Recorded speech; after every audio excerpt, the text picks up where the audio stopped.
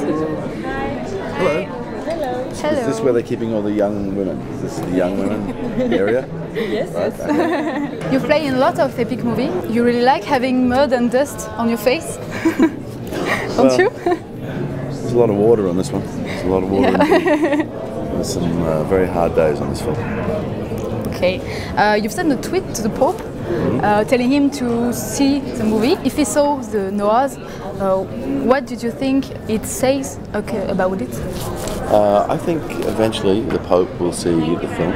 I think there are too many people around him that have already seen it and are talking about it. So, and I think he'll be fascinated by it. I think you can approach this movie as someone of faith, or you can approach this movie as someone that doesn't have faith, and it still has the same effect on the viewer. It's a very intense experience, this film, and some pretty crazy stuff happens. And do you think the end of the world is near? I would like to always be optimistic, because I have children. Okay. And I want their lives to be on a happy and safe planet. Hi, nice to meet you. Nice to meet you. In the Bible, your character is not as important as in the movie. What do you want to bring to Noah's wife?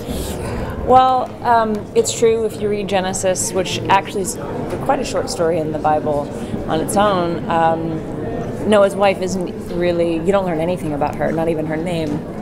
So Darren and his writing partner Ari Handel had already written my character in the script as, I think, a very devoted wife, a very devoted mother, but also a woman of great strength. And that was one thing that I really loved about her.